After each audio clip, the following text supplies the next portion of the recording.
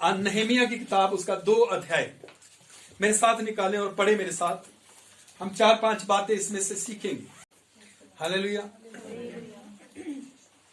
पहला जो इसमें संदेश है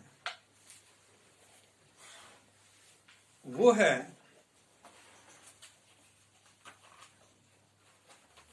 उदासी, उदास होना। किसी को उदासी है पैसा ना होने से, किसी को उदासी है पैसा होने से, किसी को उदासी है घर ना होने से, किसी को उदासी है घर होने से, किसी को लड़के की उदासी, किसी को लड़की की उदासी, किसी को पत्नी की उदासी, किसी को पत्नी की उदासी, किसी को खेत की उदासी, किसी को खलिहान की उदासी, किसी को बगीचे की उदासी। मनुष्य उदासी के साथ भरा हुआ है। किसी को बीमारी की उदासी, किसी को कल की चिंता की उदासी, किसी को परिवार टूटने की उदासी, किसी को रिश्ता टूटने की उदासी। उदासियां हर तरफ है। आज आप धनी से धनी व्यक्ति को देखेंगे तो उनका चेहरा साफ बताएगा कि वो कितना उदास है। आज पैसे वाला उदास है, गरीब उदास है, मीडियम व्यक्ति उदास है। आज उदासी सबको पकड़ कर बैठी हुई है। जिसका काम बन गया वो उदास है, जिसका काम नहीं बना वो भी उदास है। जिसको मंजिल मिल गई वो भी उदास है, जिसको अभी रास्ते में चल रहा है वो भी उदास है।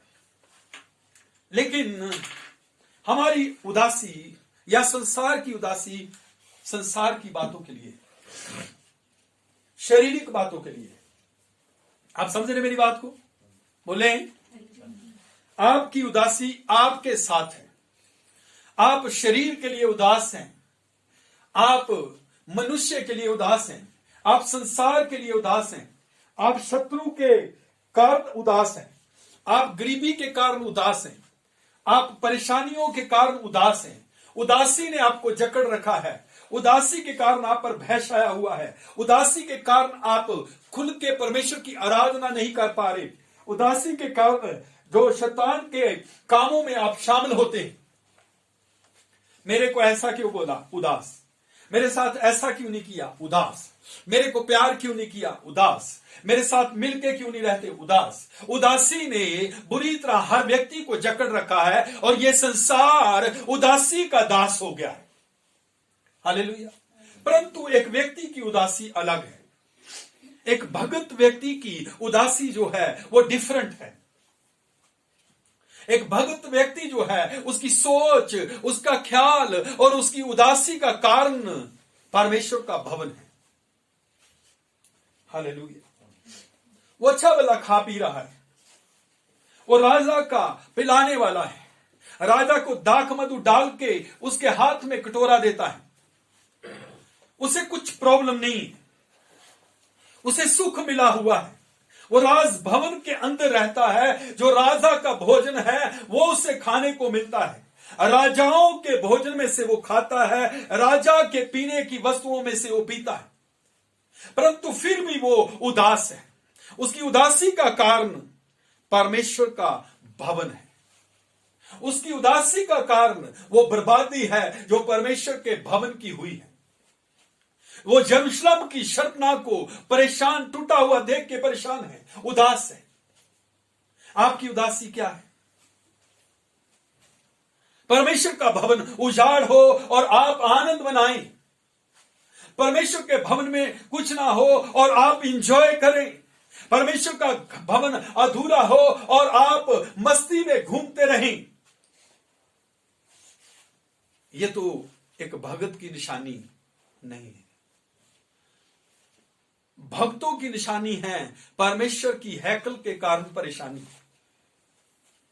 क्या उदासी है? क्या उदासी है? नहमिया की क्या उदासी है? कोई बताए? है यरूशलेम की शर्पनाह टूटी हुई है। प्रभु का भवन जो है वो बर्बाद है। वो उदास है। राजा कहता कि तू बीमार भी नहीं, आज से पहले कभी तेरे चेहरे पे उदासी नहीं देखी। हमारी उदासी, हमारे पास ढंग का कपड़ा नहीं तो, सोना नहीं तो, चांदी नहीं तो, घर नहीं तो, गाड़ी नहीं तो, बंगला नहीं तो, खेत नहीं तो, सफलता नहीं तो, नौकरी नहीं तो, हमारे पास उदासी है, हमारे पास उदासी है।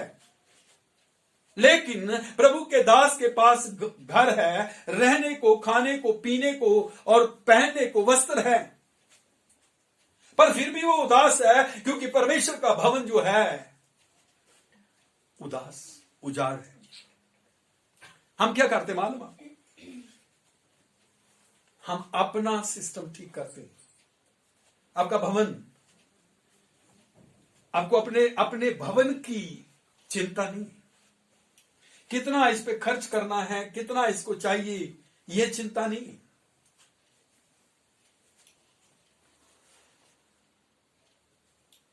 इस समय आप देखेंगे संसार के लोगों को, विश्वासियों को, पास्टरों को, उन्हें परमेश्वर की चिंता नहीं है, इस भवन की चिंता नहीं है। भवन जो है प्रभु यीशु के लहू से बना हुआ है, इसकी चिंता है ही नहीं। उनको चिंता संसार की है। इस बात के कारण उदासी नहीं कि मैं पाप में डूब गया हूं, मैं मेरी पदवी से उतार दिया गया हूं। इस बात से उदासी नहीं कि मैं कैसा परमेश्वर के साथ रिश्ता रखे हुए था और आज मेरा रिश्ता जो है शरीर से, संसार से, शैतान से और संसार की सारी बुरी चीजों से। परमेश्वर के भवन की चिंता नहीं, उदासी है। मेरा प्रिय मित्र नहीं मिला, मेरे घर में खाना नहीं है, किसी को यह उदासी नहीं है। दिव्या को सपना आया, सबका रिजल्ट आ गया, सबका रिजल्ट आ गया। कहती मैं भी देखने जा रही हूं और सरोज भी देखने जा रही है, और सरोज की फीस अभी क्या नहीं हुई, अभी बकाया 10,000 देने वाला है और रिजल्ट नहीं देख सकती। इसका मतलब है कि परमेश्वर को कुछ इससे और उपेक्षा है। मनदीप को सपना आया, 2 स्टेशन है और हम सब के सब जा रहे हैं, सब कलीसिया भी जा रही है, और मनदीप के पास कपड़े नहीं, उसके पापा देने आ रहे। मैंने उसको पूछा और वो कुछ और सोच रही थी। मैंने उसको बताया ये सेवकाई है और स्पिरिचुअल लिबास उसके पास नहीं है। हमें अपने लिबास की चिंता करनी, अपने हैकल की चिंता करनी, अपने भवन की चिंता करनी है। तब राजा से आप मांगेंगे, राजा उदास नहीं होगा, राजा प्रसन्न होकर आपकी आवश्यकता को पूरा करेगा। बोलो हालेलुया। अब सोचो आपकी उदासी क्या है।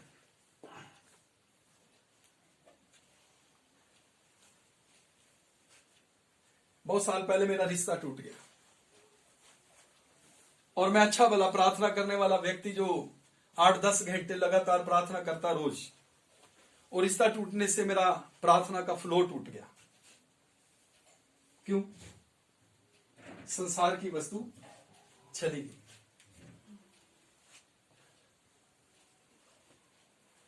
आपको दाऊद को जानते? दाऊद का बेटा बीमार था, वो फास्टिंग में बैठ गया। डैनियल के लिए कानून बनाया गया। कानून बनाने के बाद टेंशन थी, अगर आराधना की तो फंस गए, लेकिन उसने आराधना की। हम बहुत बार शारीरिक बातों को सोचते सोचते परमेश्वर से दूर चले जाते हैं। बीमारियों को सोचते सोचते परमेश्वर के मंदिर का ध्यान नहीं करते। हमारी उदासी जो है वो संसार है। हालेलुया। राजा ने उसकी मदद की, परमेश्वर आपकी प्रार्थना को सुनेगा। आप मांगेंगे तो वो देगा। आप कहेंगे प्रभु मैं मांग रहा हूं, मुझे दे। आपका मांगने का हक है, दायित्व है। आप मांगे, यीशु ने कहा मांगोगे तो दिया जाएगा। आपका हक है कि आप मांगे परमेश्वर से, वो मना नहीं करेगा। वो मना नहीं करेगा। मांगना, मांगे और मांगे प्रभु के भवन के लिए, मांगे प्रभु के भवन की तरक्की हो। आपकी उदासी प्रभु के भवन के लिए हो। ये स्पिरिचुअल भवन, ये आत्मिक भवन, इसको बनाने के लिए मेहनत करें। संसार शरीर की बातें यदि रह भी जाए तो नो प्रॉब्लम, परंतु संसार की बातें आपको स्वर्ग में नहीं लेके जा सकती। आत्मिक बातें आपको स्वर्ग लेके जा सकती है।